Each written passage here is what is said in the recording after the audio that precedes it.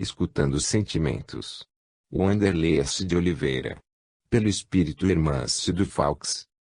Que eu faça um mendigo sentar-se à minha mesa, que eu perdoe aquele que me ofende e me esforce por amar, inclusive o meu inimigo, em nome de Cristo. Tudo isto, naturalmente, não deixa de ser uma grande virtude. O que eu faço ao menor dos meus irmãos é ao próprio Cristo que faço. Mas o que acontecerá, se descubro, porventura, que o menor, o mais miserável de todos, o mais pobre dos mendigos, o mais insolente dos meus caluniadores, o meu inimigo, reside dentro de mim, sou eu mesmo, e preciso da esmola da minha bondade, e que eu mesmo sou o inimigo que é necessário amar. Carl Gustav Jung. O guiemos por essa linha transformadora. Cérebro instruído, coração sensibilizado, mãos operosas e grupos afetivos. Resumamos assim nossa locução: homens educados na mensagem de Jesus, instituições inspiradas na casa do caminho. Contra isso não há egoísmo que persista. Eurípides Barçanufo. Oração pelo amor. Senhor, estamos exaustos pelos descaminhos porque optamos. Escolhemos o desamor e tombamos na decepção e na revolta. Assegura-nos rumos novos. Ante o convite da ilusão, fortifica-nos para fugirmos dos atalhos e aderirmos à verdade. Falta-nos força e coragem para amar como deveríamos. Por isso te rogamos que supra nossas inibições. Encoraja-nos a zelar com carinho por aqueles que deliberadamente não nos querem bem. Amplia-nos o discernimento no uso do equilíbrio com quantos fortalecem com amor tua participação em nossos passos. Jesus, ensina-nos o amor para que vivamos no coração os sublimes sentimentos que há muito louvamos na palavra e esquecemos ou não sabemos como aplicar. Permita-nos aprender a gostar da vida e amar a nós mesmos, enaltecendo o mundo com a cooperação na obra excelsa do Pai e celebrando a dádiva da vida em nossos caminhos de cada dia. Pela súplica sincera que brota de nossa alma nesta hora, de nós receba, hoje e sempre, a gratidão de quantos te devem tanto por receber mais que merecemos do teu inesgotável amor. Obrigada, Senhor. Hermâncio Fawkes. Introdução. Nesta hora grave pela qual passa a terra, um destrutivo sentimento de indignidade aninha-se na vida psicológica dos homens. Raríssimos corações escapam dos efeitos de semelhante tragédia espiritual, causadora de feridas diversas. Uma dolorosa sensação de inadequação e desvalor pessoal assume o campo das emoções com efeitos lastimáveis. A rota dos filhos pródigos, Calderaro. Individuação ou individualismo. Na individuação o critério certo e errado é substituído pelas perguntas: convém ou não? Serve ou não serve? Questões cujas respostas vêm do coração. Somente aprendendo a linguagem dos sentimentos poderemos escutar as mensagens da alma destinadas ao ato de individuar-se. 2. Receituário oportuno. Há muito espírita que faz da atividade doutrinária um depósito bancário com o intuito de sacar tudo depois da morte. Em casos como o de Anselmo, chegam aqui e encontram suas contas correntes zeradas.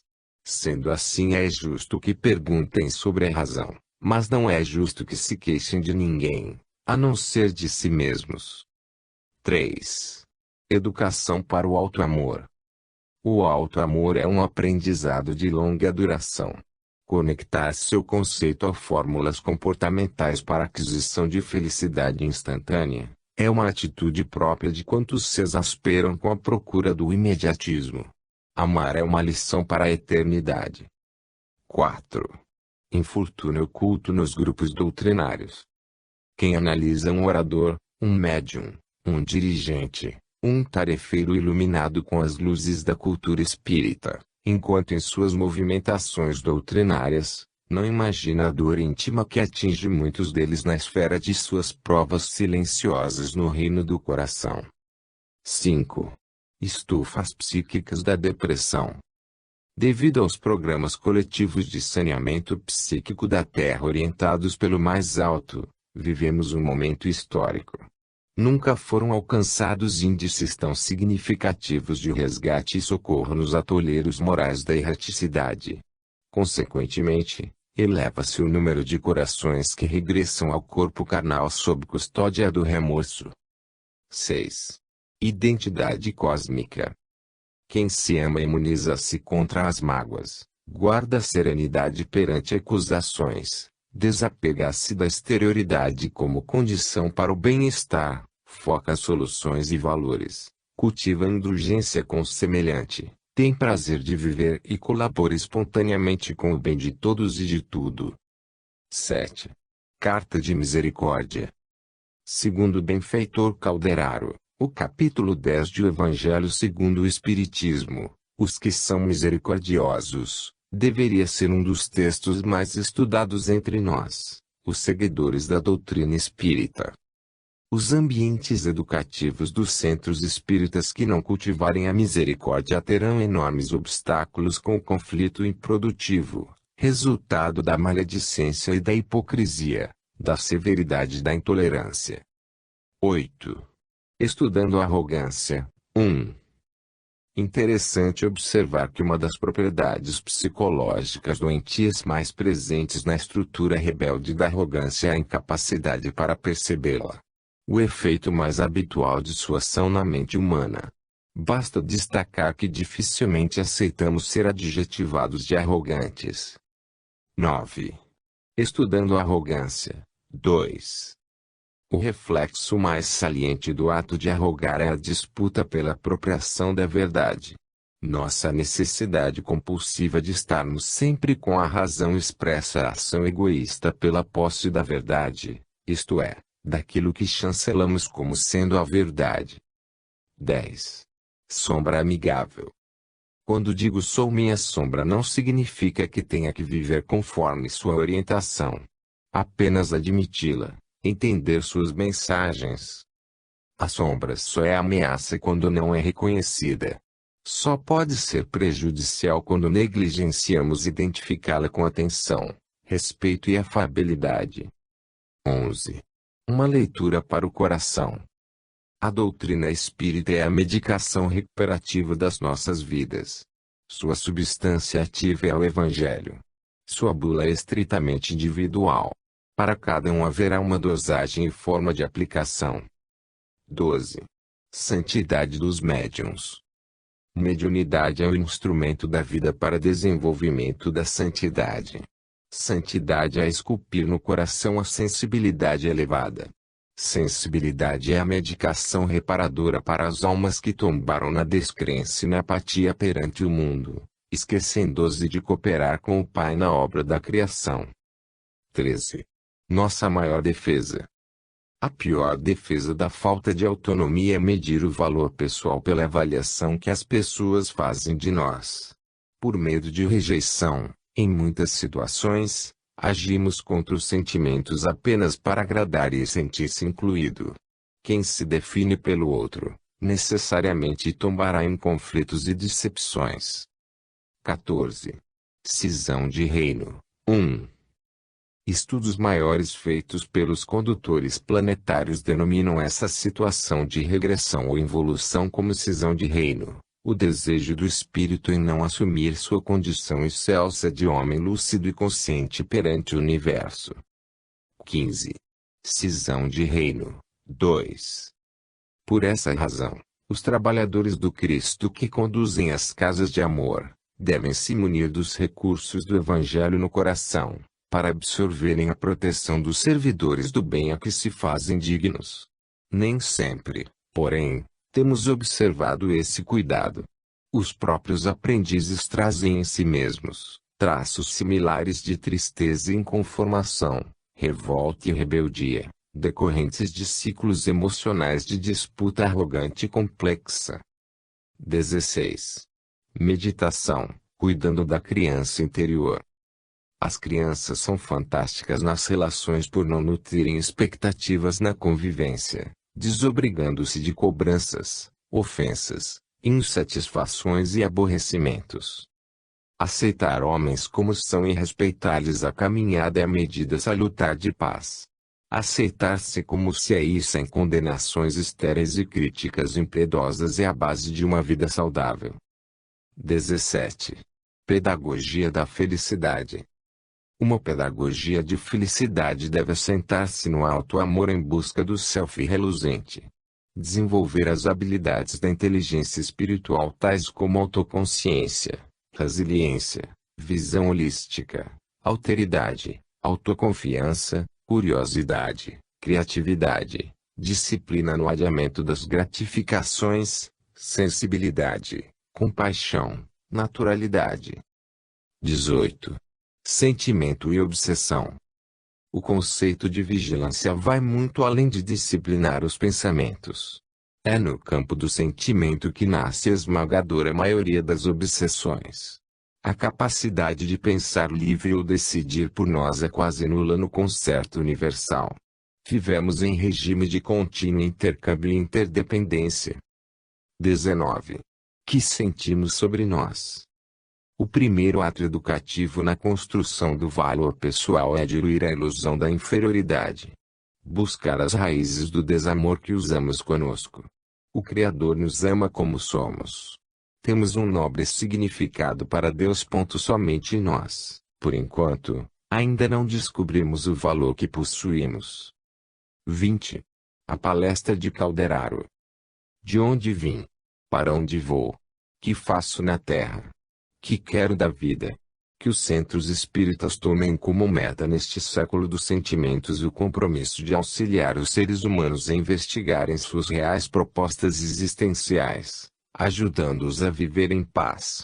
Ainda mesmo, e principalmente, se os seus destinos forem alhures às nossas expectativas. Epílogo: o que buscamos na vida?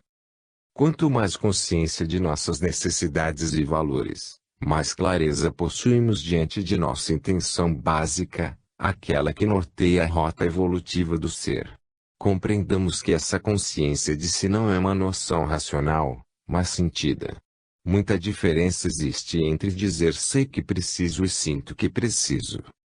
Programa de Bezerra de Menezes pelos Valores Humanos no Centro Espírita. Prefácio. Escutando a alma. Ouça quem tem ouvidos de ouvir. O Evangelho segundo o Espiritismo, capítulo 17, item 5. Os apontamentos aqui organizados constituem indicativas às preces angustiadas de milhões de almas que anseiam a felicidade sem saber como e o que fazer para alcançá-la. Inúmeras dessas rogativas partem de corações queridos iluminados com o conhecimento espírita. Aflitos uns, desanimados outros, apesar do clarão do saber doutrinário, sentem-se frustrados ao examinarem sua vida interior. Tarefas de orientação, prece e esforço, segundo suas súplicas, não têm sido suficientes. Continuam, dia após dia, carregando martírio mental sem soluções ou alternativas de sossego e paz interior. Adentramos o período da maioridade. O Espiritismo é uma semente viçosa e promissora cultivada com sacrifício e renúncia por lavradores heróicos. Contudo, de que servirá as sementes se não forem lançadas no terreno fértil? É sob o sol escaldante deste momento de transição que nos compete lavrar o chão e dominar o arado para o plantio de um novo tempo na própria intimidade. O período de maioridade das ideias espíritas será alcançado com a instauração das atitudes de amor em nossas relações. Para isso, torna-se indispensável aprofundar a sonda da investigação mental no reino subjetivo dos sentimentos. Quando conseguirmos melhor desenvoltura para mapear nossa vida moral com intenções nobres, renovaremos a conduta manifestando serenidade e autocontrole. O caminho é universal. É o mesmo para todos, o bem e o amor. A forma de caminhar, porém, é essencialmente individual, particular. A mensagem espírita, em muitas ocasiões, é difundida como ameaça e recebida como tormenta por muitos adeptos. Ressalta excessivamente as feridas, estipulam rigidez de conduta e excessos normativos. Urge dar um novo sentido à mensagem consoladora. A doutrina espírita é a boa nova dos tempos modernos. Sua mais nobre característica consoladora somente será comprovada quando seus postulados estiverem a serviço da libertação de consciências, através da responsabilidade e do amor. Nas preces angustiadas de muitos adeptos, ouvimos as indagações: o que me falta fazer para ser feliz? Onde estou falhando? Será uma obsessão que me persegue? Por que me encontro assim? Não deveria estar melhor? Como harmonizar padrões doutrinários com sentimentos pessoais? E as questões multiplicam ao infinito, traduzindo apelos comoventes e dúvidas sinceras. A pedido de Dr. Bezerra de Menezes, amorável tutor das dores humanas, destinamos ao mundo físico este volume singelo. Aqui anotamos alguns ensinos inesquecíveis que marcaram a visita de uma semana do instrutor Calderaro ao Hospital Esperança, cuja missão foi a realização de serviços complexos nas mais profundas plagas de sofrimento de erraticidade. Nossos núcleos de amor cristã e espírita alicerçaram bases seguras para informação doutrinária no século XX. Compete-nos agora semear o afeto, as propostas renovadoras do coração, o desenvolvimento das habilidades emocionais. O século XXI é o século do sentimento. Trabalhar pelo desenvolvimento dos potenciais e das virtudes humanas, esse é o objetivo sagrado da mensagem imortalista do Espiritismo no século XXI. Educar para ser, educar para conviver bem consigo, educar para ser feliz. Eis os pilares da harmonia interior e da felicidade à luz do espírito imortal nesse século do coração. A informação consola e instrui. A transformação liberta e moraliza. A informação impulsiona. A transformação descobre. Os informados pensam. Os transformados criam. A teoria impulsiona a busca de novos valores.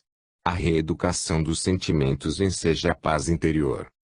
As diretrizes doutrinárias estimulam convenções que servem de limites disciplinadores. A renovação da sensibilidade conduz-nos ao encontro da singularidade que permite a plenitude íntima. Inteligência, o instrumento evolutivo para as conquistas de fora. Sentimento, conquista evolutiva para aquisições íntimas. Na acústica da alma existem mensagens sobre o plano do Criador para nosso destino. Aprender a ouvi-las e exercitar, diariamente, a plena atenção aos ditames libertadores dos sentimentos. Interferências internas e externas subtraem-nos, constantemente, a apreensão desses recados do coração. Escutar os sentimentos não significa adotá-los prontamente, mas aceitá-los em nossa intimidade e criar uma relação amigável com todos eles.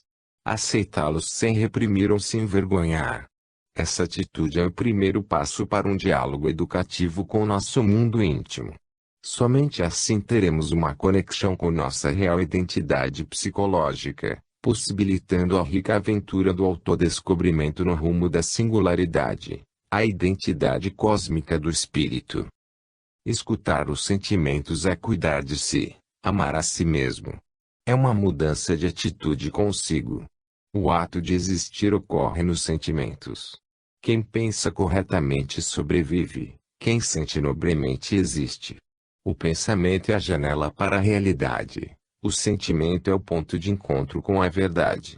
É pela nossa forma de sentir a vida que nos tornamos singulares, únicos e celebramos individualidade. Quando entramos em sintonia com nossa exclusividade e manifestamos o que somos, a felicidade acontece em nossas vidas. O sentimento é a maior conquista evolutiva do espírito. Aprendendo a escutá-lo, estaremos entendendo melhor a nossa alma. Não existe um só sentimento que não tenha importância no processo do crescimento pessoal. Quando digo a mim mesmo não posso sentir isto, simplesmente estou desprezando a oportunidade de autoinvestigação, de saber qual é ou quais são as mensagens profundas da vida mental. O exercício do auto-amor está em aprender a ouvir a voz do coração, pois nele residem os ditames para nossa paz e harmonia. Os sentimentos são guias infalíveis da alma na sua busca de ascensão e liberdade. O alto amor consiste na arte de aprender a escutá-los, estudar a linguagem do coração. Pela linguagem dos sentimentos, entendemos o apoio do universo a nosso favor. Mas como seguir nossos sentimentos com tantas ilusões? Eis a ingente tarefa de nossos grêmios de amor espírita cristão: educar para ouvir os nossos sentimentos, radiografar nosso coração, desenvolver estudos sistematizados de si mesmo. Temos nos esforçados tanto quanto possível para aplicar as orientações da doutrina com o nosso próximo. Mas, e nós? Como cuidar de nós próprios? A proposta libertadora de Jesus estabelece: amai ao próximo, e acrescenta: como a ti mesmo. Os impulsos do self não atendidos, com o tempo, transformam-se em tristeza, angústia, desânimo, mau humor, depressão, irritação, melindre e insatisfação crônica. Além dos fatores de ordem evolutiva, encontramos gravames sociais para a questão da baixa autoestima. As gerações nascidas na segunda metade do século XX atingem o alvorecer do século XXI com feridas psicológicas profundas resultantes de uma sociedade repressiva, cujas relações de amor, com raras e heróicas exceções, foram vividas de modo condicional através de exigências. Para ser amada, a criança teve que atender a estereótipos de conduta. Um amor compensatório. Um rigor que afasta o ser humano de sua individualidade, soterrando sua vocação, seus instintos, suas habilidades e até mesmo imperfeições. O pior efeito dessa repressão social é a distância que se criou dos sentimentos. Essa geração pós-guerra vive na atualidade o conflito decorrente de céleres mudanças na educação e na ciência, que constrange o gigantesco desafio de responder à intrigante questão: quem sou eu? Paciência, atenção, perdão, tolerância, não julgamento, caridade e tantos outros ensinos do Evangelho que procuramos na relação com o próximo, devem ser aplicados, igualmente, a nós mesmos. Então surge a pergunta: como? Distante de nós a pretensão de responder. Nossa proposta consiste em oferecer alguns subsídios para pensarmos juntos sobre essa questão. Moveu-nos apenas o sentimento de ser útil, compartilhar vivências que suscitam o debate, a reflexão conjunta, a meditação e o estudo em nossos grupos de amor espírita e cristão. Grupos dispostos a compreender a linguagem emocional sob a ótica da imortalidade. Temos no Hospital Esperança os grupos de reencontro, que são atividades de psicologia da alma com fins terapêuticos e educacionais, verdadeiras oficinas do sentimento. No plano físico, atividades similares poderão constituir uma autêntica pedagogia de contextualização para a mensagem de amor contida no Evangelho e na codificação kardeciana. Nestas páginas oferecemos alguns enfoques elementares para a composição de grupos de estudos à luz da mensagem renovadora do Espiritismo, cujo objetivo seja discutir o ingente desafio de aprender a amar a nós mesmos tanto quanto merecemos, promovendo o desenvolvimento pessoal à luz da imortalidade. Grupos de reencontro que se estruturem como encantadoras oficinas do coração. Nossos textos nada possuem de conclusivos. Ao contrário, são sugestões singelas com o intuito de serem debatidos, pesquisados e contestados, visando ampliação do entendimento e uma reformulação de conceitos sob a arte de sentir e viver. Exaramos algumas ideias que nos auxiliam a pensar em nosso bem sem sermos egoístas, conquistarmos autonomia sem vaidade, galgarmos os degraus do alto amor sem arrogância. Fique claro, alto amor não é treinar o pensamento para beneficiar a si, mas educar o sentimento para escutar Deus em nós. Descobrir nosso valor pessoal na obra da criação. Tecemos nossas considerações inspiradas em O Evangelho segundo o Espiritismo. As palavras imorredoras da Boa Nova constituem o cânone mais completo de psicologia da felicidade para os habitantes do planeta Terra. Façamos o mergulho interior na fala do Mestre. Ouça quem tem ouvidos de ouvir. Em outra ocasião, voltou-se para a multidão, e disse: Quem tocou nas minhas vestes? Mateus 9:29. Escutando e auscultando o coração feminino que lhe procurou rico de sensibilidade e afeto. Escutemos a alma e suas manifestações no coração. Celebremos a experiência de amarmos-nos tanto quanto merecemos. O eminente Dr. Carlos Tavinga asseverou: nenhuma circunstância exterior substitui a experiência interna. E é só a luz dos acontecimentos internos que entendo a mim mesmo. São eles que constituem a singularidade de minha vida. C.G. Jung, Entrevista e Encontros. Self. É o arquétipo da totalidade, isto é, tendência existente no inconsciente de todo ser humano à busca do máximo de si mesmo e ao encontro com Deus.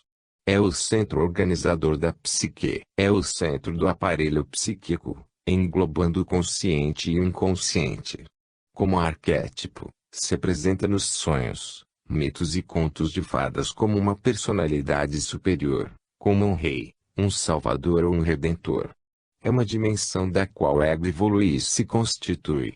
O self é o arquétipo central da ordem, da numerosos os símbolos oníricos do self, a maioria deles aparecendo como figura central no sonho. Trecho extraído da obra Mito Pessoal e Destino Humano do escritor espírita e psicólogo Adenauer Novaes. Sombra. É a parte da personalidade que é por nós negada ou desconhecida, cujos conteúdos são incompatíveis com a conduta consciente. Trecho extraído da obra Psicologia e Espiritualidade do escritor espírita e psicólogo Adenauer Novaes. Apresentação. Cada espírito, herdeiro e filho do Pai Altíssimo, é um munense com as suas leis e características próprias. André Luiz, trecho extraído da obra Obreiros de Vida Eterna, psicografado pelo médium Francisco Cândido Xavier. Na grande batalha da vida, cascalhos e pepitas costumam rolarem juntos. Ao garimpeiro cabe a primazia de saber diferenciá-la, a fim de dar a cada um o seu destino próprio. Assim também são os nossos sentimentos.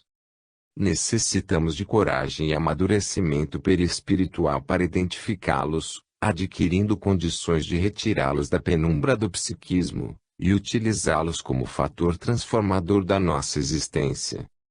É muito difícil conviver com fantasmas acicatando as nossas dificuldades, e depois nos entregarmos ao tribunal da consciência, onde seremos condenados ao menosprezo.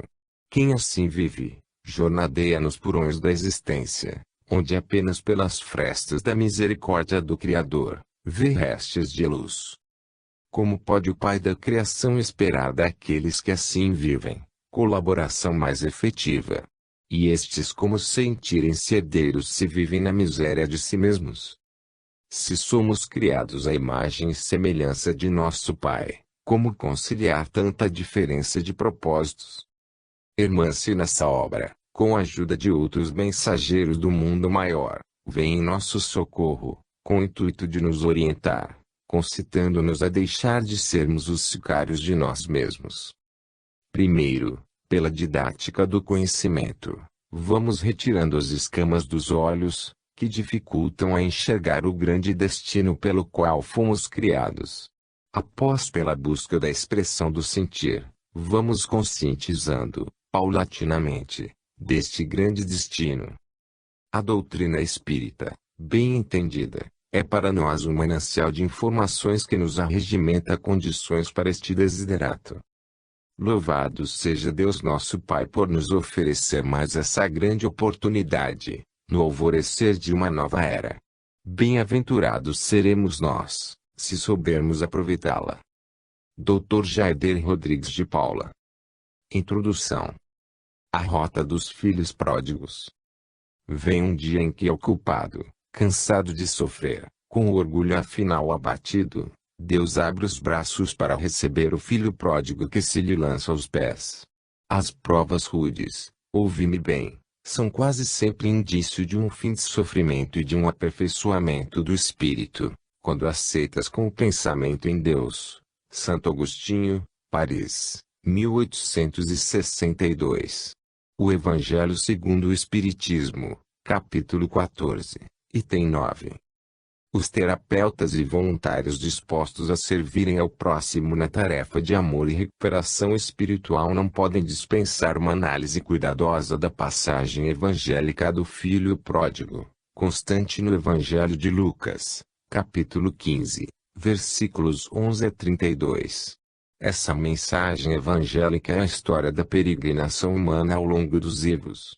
A história de nosso caminhar pela conquista da humanização. Consideremos o egoísmo como a doença original do ser. Ninguém escapou de experimentá-lo na espiral do crescimento.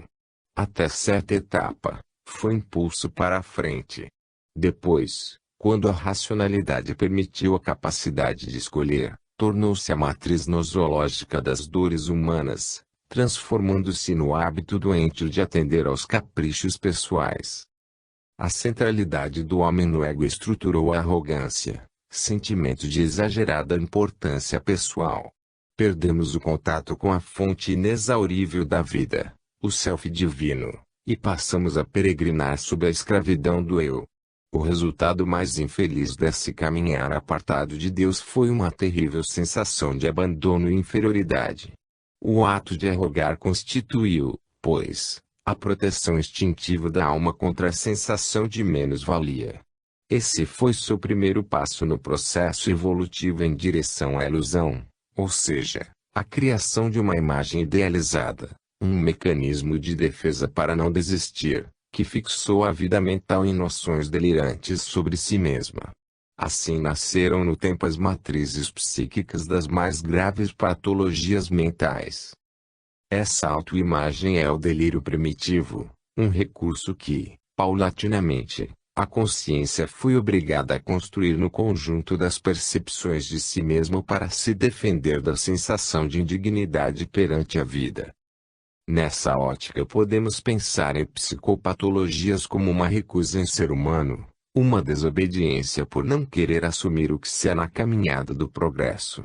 Tornar-se humano significa assumir sua pequenez no todo universal, ter consciência da cruel sensação de desconexão com o Criador e do que realmente representamos no contexto do bailado cósmico.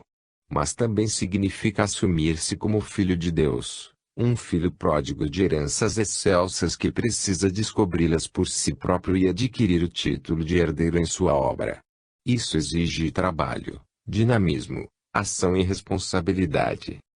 Portanto, a velha questão filosófica da realidade é mais velha do que se imagina.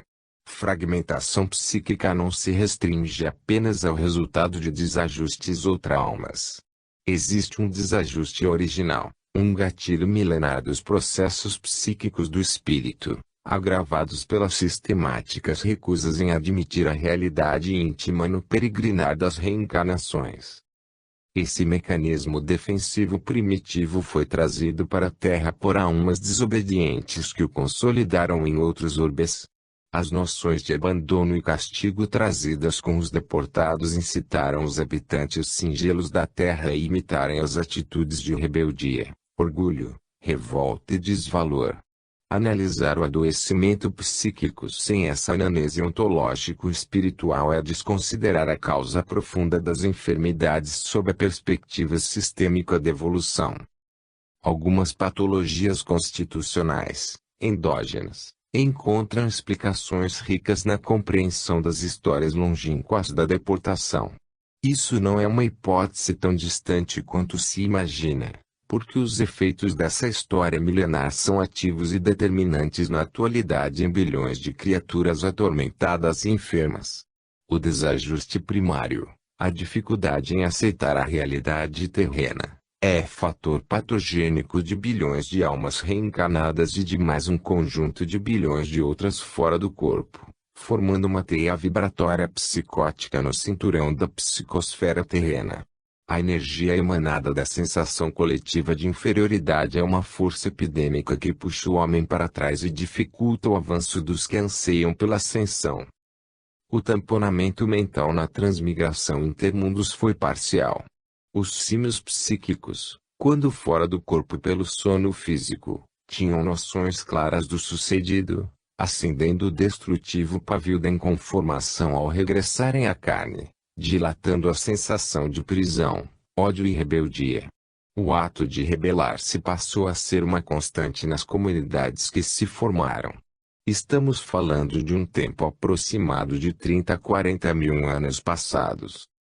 Surgem, nesse contexto emocional e psicológico, entre 10 a 20 mil anos atrás, as primeiras manifestações de perfeccionismo, o anseio neurótico de resgate do perfeito dentro da concepção dos anjos decaídos.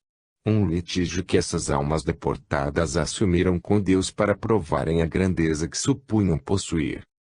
Quando foi dinamizado o processo distônico? Na Terra? Fora dela? Ou teríamos também a hipótese de uma loucura aprendida? Que casos de patologias se enquadrariam no perfil psíquico dos que habitavam a Terra antes da vinda dos deportados?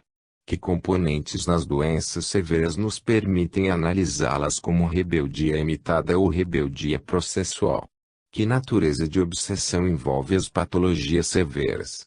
Até onde e como a vivência do espírito errante influencia nesse contexto? Lançando o olhar para tão longe nas rotas de crescimento humano, fica mais permissível compreender a estreiteza dos conceitos de muitas correntes das ciências psíquicas, que esboçam uma valorosa cartografia da mente, porém, rudimentar, incompleta. Sem o estudo dos ascendentes espirituais, jamais teremos uma análise judiciosa das psicopatologias. Mormente dos casos raros e desafiantes que têm surgido na transição do planeta, cujo Código Internacional de Doenças é insuficiente para classificar. Igualmente, é imperioso considerar a relação entre psicopatologia e erraticidade. Existem ignorados lances de dor e morte psicológica que são deflagrados em aglomerações subcrostais ou regiões abissais da Terra onde transita uma semicivilização de almas. Autênticos símios psíquicos. Em tempo algum, como atualmente, no orbiterreno, tivemos mais que um quinto, de sua população geral em processo de reencarnação. Reencarnar não é tão fácil quanto possa parecer. É oportunidade rara e disputada. Cada história individual requer inúmeros quesitos para ser disponibilizada. Laços afetivos, urgência das necessidades sociais, natureza dos compromissos com os seres das regiões da maldade. Os pontos de análise que pesam para a possibilidade de um espírito reencarnar são muito variados. Há corações que nesse trajeto de deportação, ou seja, nos últimos 40 mil anos, estiveram no corpo menos de 20 vezes. O que significa afirmar que reencarnam aproximadamente de 2 em 2 mil anos. Outros não reencarnam há mais de 10 mil anos. Portanto, como analisar doenças mentais graves sem considerar que estagiamos na vida dos espíritos, pelo menos, 2/3 do tempo da evolução, incluindo a emancipação pelos desdobramentos noturnos?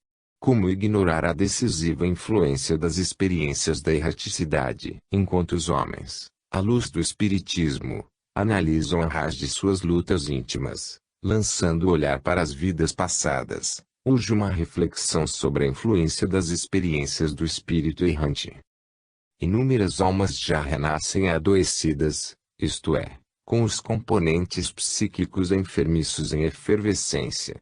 Perdem o prazer de viver ou nunca o experimentam em decorrência da força dos laços que ainda mantêm com essas regiões infernais da erraticidade.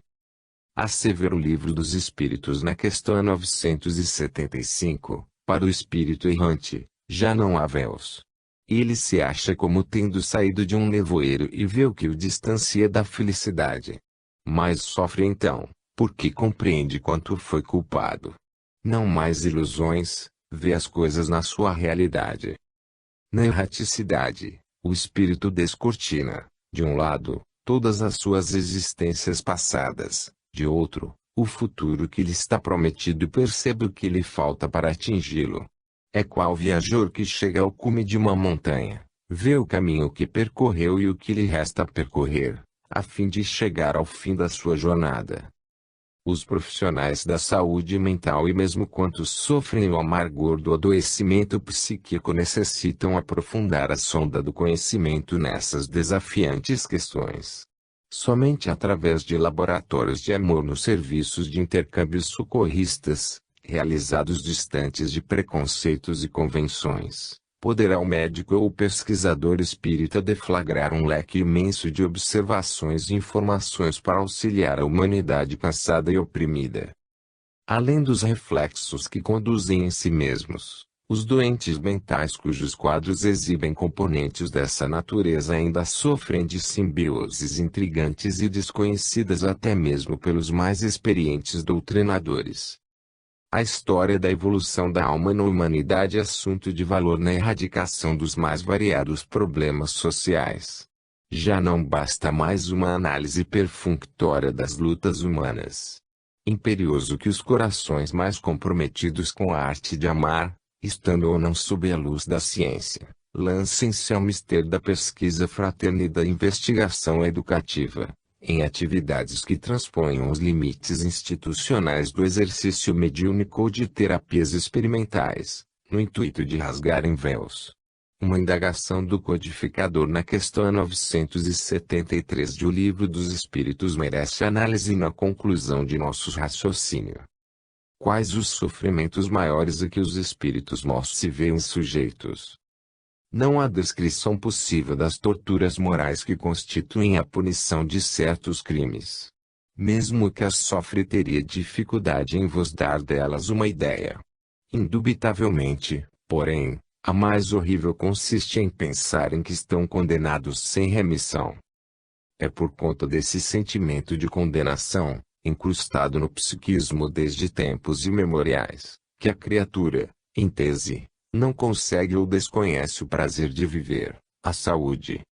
Possivelmente, a esmagadora maioria da população terrena, por essa razão, esteja situada psicologicamente na passagem do filho pródigo exatamente no versículo 19 que diz: Já não sou digno de ser chamado teu filho, faze-me como um dos teus jornaleiros. A rota evolutiva dos filhos pródigos, que somos todos nós, é um percurso de esbanjamento psíquico através da atitude arrogante. Tal ação não poderia ser correspondida com outra sensação senão de vazio interior, cansaço de si e desvalimento, que são os elementos emocionais estruturadores da depressão, doença da alma ou estado afetivo de penúria e insatisfação. A terminologia contemporânea que melhor define esse caos sentimental é a baixa autoestima, quadro psicológico que nos enseja a ampliar ostensivamente os limites conceituais dos episódios depressivos, sob enfoque do espírito imortal. Nesta hora grave pela qual passa a Terra, um destrutivo sentimento de indignidade aninha-se na vida psicológica dos homens. Raríssimos corações escapam dos efeitos de semelhante tragédia espiritual, causadora de feridas diversas. Uma dolorosa sensação de inadequação e desvalor pessoal assume o campo das emoções com efeitos lastimáveis.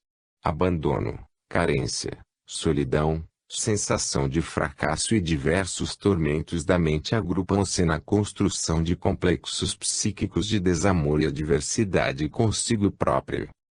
Salienta Santo Agostinho, vem um dia em que o culpado, cansado de sofrer, com o orgulho afinal abatido, Deus abre os braços para receber o filho pródigo que se lhe lança aos pés. Imprescindível atestar que nossa trajetória eivada de quedas e erros não retirou de nenhum de nós a excelsa condição de filhos de Deus. A celeste bondade do mais alto, mesmo ciente de nossas mazelas, conferiu-nos a bênção da reencarnação com enobrecedores propósitos de aquisição da luz. É a lei do amor, mola propulsora do progresso e das conquistas evolutivas. A misericórdia, todavia, não é conivente. espera-nos no cadinho educativo do serviço paciente do burilamento íntimo. Contra os anelos de ascensão, encontramos em nossa intimidade os frutos amargos da semeadura inconsequente. São forças vivas e renitentes a vencer. Sem dúvida, a ignorância cultural é causa de misérias sociais incontáveis. Entretanto, a ignorância moral, aquela que mata ideais e aprisiona o homem em si mesma, é a maior fonte de padecimentos da humanidade terrena. O amor a si mesmo ainda é uma lição a aprender. Uma longa e paciente lição. Quantas reencarnações neste momento têm por objetivo precípio restabelecer o desejo de viver e recuperar a alegria de sentir-se em paz? Como operar semelhante transformação sem a aplicação da caridade consigo mesmo? Criados para o amor, nosso destino glorioso e integração com a energia da vida e com a liberdade em seu sentido de plenitude e paz interior. Ninguém ficará fora desse fatalismo divino. Distantes do amor a si, ficaremos à mercê das provações sem recursos para sustentar na vida interior os valores latentes que nos conduzirão à missão individual estabelecida pelo Pai em nosso favor. O alto amor é base para uma vida em sintonia com a mensagem do Evangelho do Cristo. Sua proposta, aliás, é que nos amemos tanto quanto ao nosso próximo. Descobrir nosso valor pessoal na obra da criação é assumirmos-nos como somos. Sois deuses, João 10:34. Eis a mensagem de inclusão e o convite para uma participação mais consciente e responsável no destino de cada um de nós.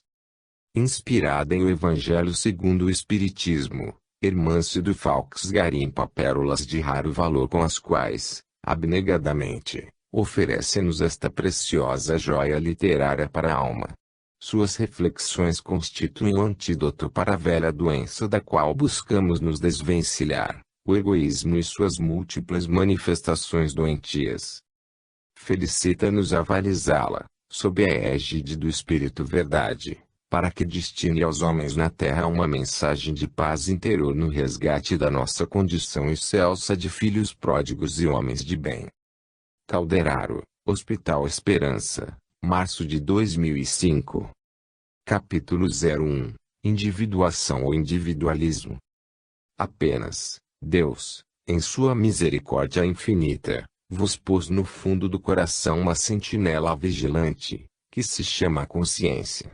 Escutai-a, que somente bons conselhos ela vos dará. O Evangelho segundo o Espiritismo, capítulo 13, item 10. O que é certo e errado perante a crise das certezas que dominam a humanidade? Quais são as bússolas para nortear a conduta neste cenário de transformações céleres por que passam as sociedades? A palavra conceito quer dizer ideia que temos de algo ou alguém. Analisamos a vida e os fatos pela ótica individual de nossas conceituações. Nosso entendimento não ultrapassa esse limite. Alguns desses conceitos resultam da vivência. Foram estruturados pelo uso de todos os nossos sentidos, adquirindo significados. Chamamo-los experiência. Outros são fruto da capacidade de pensar e adquirir conhecimento. Determinam os pensamentos predominantes na vida mental.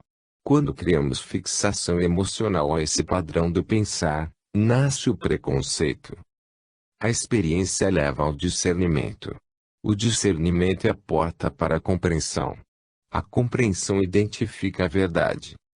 O preconceito conduz ao julgamento. O julgamento sustenta os rótulos.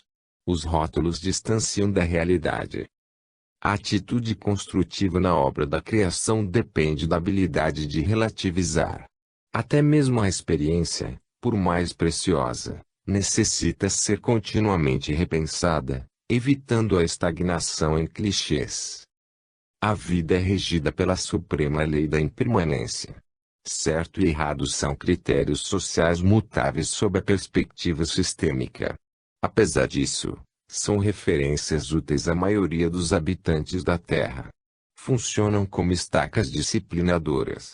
Porém, em certa etapa do amadurecimento espiritual, constituem amarras psicológicas na descoberta da realidade pessoal, cuja riqueza está nos significados únicos construídos a partir dos ditames conscienciais. O Dr. Carl Gustav Jung chamou de individuação o processo paulatino de expressar nossa singularidade, isto é, a marca de Deus em nós, o ato de talhar a individualidade, aquele ser distinto e único que está latente dentro de nós. Na individuação o critério certo/errado é substituído por algumas perguntas: convém ou não? Quero ou não quero? Serve ou não serve? Necessito ou não necessito? Questões cujas respostas vêm do coração. Somente aprendendo a linguagem dos sentimentos poderemos escutar as mensagens da alma destinadas ao ato de individuar-se. E sentimento é valor moral aferível exclusivamente por nós mesmos no átrio sagrado da intimidade consciencial. Somos aquilo que sentimos. As máscaras não destroem essa realidade. Quando aprendemos o auto-amor, abandonamos o crítico interno que existe em nós e passamos a exercer a generosidade do auto-perdão, ou seja, a aceitação incondicional da criatura ainda imperfeita que somos. Nossa integração com a verdade depende do conhecimento dessa realidade particular, escutar a alma. Ela se manifesta na consciência cujos sentimentos constituem o espelho. Através das sensações, no seu sentido mais amplo, a alma se manifesta. Escutando a alma, conectados à sua sabedoria interior, desligamos dos padrões, normas, ambientes, pessoas e filosofias contrárias à nossa felicidade e inadequadas ao caminho particular de aprimoramento. Saber o que nos convém, saber o que é útil, exige dilatado discernimento aliado ao tempo. Quando usamos os rótulos certo, errado, fomentamos a culpa e a punição. Quando sabemos o que nos convém, agimos e escolhemos com a responsabilidade na condição de autores do nosso destino. Quando amadurecemos, percebemos que certo e errado se tornam formas de entender, experiências diversificadas. O caminho de ascensão para todos nós, filhos de Deus, é o mesmo, apenas muda a maneira de caminhar. Cada criatura tem seu passo, seu ritmo, sua história.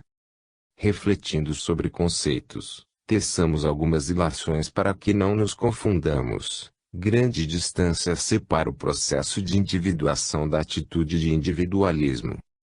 Na individuação encontramos a necessidade, enquanto no individualismo temos a prevalência do interesse pessoal.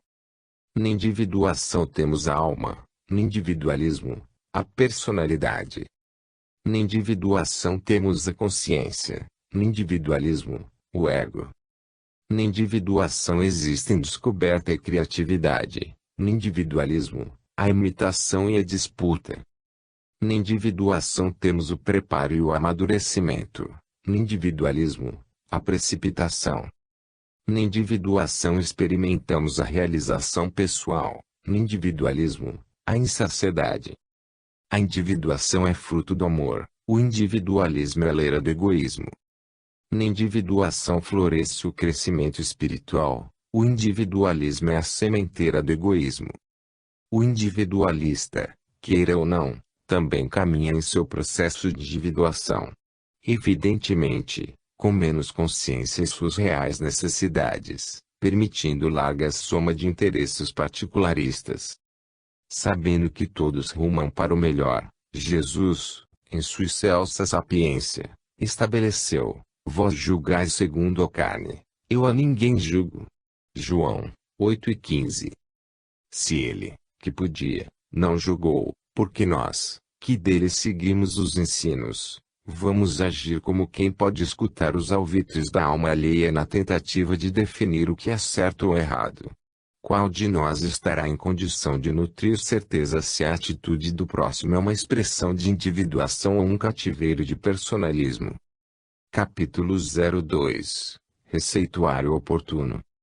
Tereis, contudo, razão, se afirmardes que a felicidade se acha destinada ao homem nesse mundo, desde que ele a procure, não nos gozos materiais, sim no bem. O Evangelho segundo o Espiritismo, capítulo 11, item 13. Desde o seu desenlace do corpo físico, Dr. Inácio Ferreira tem como tarefa matutina receber doentes em seu consultório no Hospital Esperança. Algumas vezes, devido ao agravamento dos quadros psíquicos, alguns pacientes são acolhidos em alas específicas de recuperação. Acompanhando muitas dessas visitações de amor, viemos a conhecer o caso Anselmo, líder espírita experiente e valoroso por mais de 45 anos no Triângulo Mineiro. Ao chegar à ala, foi recebido por Manuel Roberto, o enfermeiro dedicado ao velho companheiro desde os tempos do sanatório psiquiátrico uberabense. Informado sobre o agravamento do quadro, Dr. Inácio abordou o paciente. Anselmo. Anselmo. Como passa, meu bom amigo? Péssimo, porque meu filho. O senhor tem conhecimento do que passei durante a vida física? Sim. Estudo sua ficha há vários dias. Então deve saber que um terrível estado de desgosto íntimo acompanhou toda a minha vida. Fiquei firme na atividade espírita na esperança de ter um pouco de sossego neste plano, mas parece que não terei, não é mesmo? Cada qual colhe o que plantou, pois vou dizer ao Senhor, só não suicidei no corpo por saber das dificuldades de tal ato. Vontade não me faltou, pois a cada dia que passava, angustiava ver minha penúria. Oração, trabalho e estudo não me curaram a tormenta. Contudo, minha alternativa foi continuar a trabalhar e esperar para depois da morte o alívio, a libertação. Agora chego ao que o que tenho. Mais tormenta, remédios e internação. E como se sente diante disso? Eu quero matar a vida, já que não tive coragem de matar o corpo. Doutor, é possível se suicidar por aqui? É possível. Se for, pode me ensinar? Sossegue, homem. Depois de 4 crises ainda pensa nisso? Faça um esforço maior. Esforço. Mais do que fiz na Terra. Para quê? Meus problemas começaram ao reencarnar e continuam depois do meu retorno. Para mim chega de lutas. Todos temos problemas, meu filho. Vá me dizer que o senhor, como médico nessa casa de luz, tem algum problema. Quem está deitado e queixando sou eu, e não o senhor. Tenho mais problemas do que você possa imaginar. Em verdade, Anselmo, nossos problemas iniciaram quando apartamos de Deus. Isso se deu há milênios sem conta. Eu sou deportado de outro mundo, não sou? Deixemos esse assunto para outra hora. Esquivou-se o servidor. Nunca tive prazer de viver na vida física. Não sei e nem se sei bem o que é isso. Não devemos mesmo ser deste mundo. Contudo, se aspiro ser feliz, devo ter experimentado isso algum dia. O senhor concorda comigo? Certamente, achei que morrendo, depois de tanta dor, fluiria o bem-estar, a paz. Entretanto, creio que devo ter esquecido algo durante a vida corporal. Estranho, Dr. Inácio. Já morri e continuo com vontade de morrer. O que é isso, meu Deus? Quando vai terminar este inferno na mente? Qual a minha doença?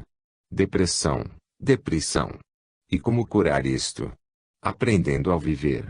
Eu não tenho depressão. Pessoas com depressão não lutam como eu lutei. Posso lhe aplicar um teste, se você desejar. Aplique. Responda com sinceridade. Você sentia desânimo, inconformação e angústia com frequência na vida física? Sim. Muito. Isso é depressão. Mas nunca nenhum médico jamais diagnosticou. No máximo falavam em cansaço. Depressão é cansaço de viver, meu filho. E como não sentir isso com a vida que tive? A pergunta está mal formulada, Anselmo. Melhor seria dizer assim, e como não sentir isso deixando de aceitar a vida que tive? Depressão é não aceitar a vida como ela é. Mas fui resignado. O que você entende por resignação? Suportar as provas da vida com paciência. Não é isso, não. Então o que é, Dr. Inácio? Você esqueceu uma parte essencial em seu conceito. É suportar as provas da vida com paciência e jamais desistir de buscar-lhes a solução. Eu fiz isso, alegou o paciente. Não fez, retrucou o psiquiatra com sua típica franqueza e ironia. Fiz, não fez. Tenho sua ficha e quem o encaminhou para cá me deu detalhes de sua existência. Digamos que você fez isso até por volta dos 40 anos de idade, em seus primeiros 15 anos.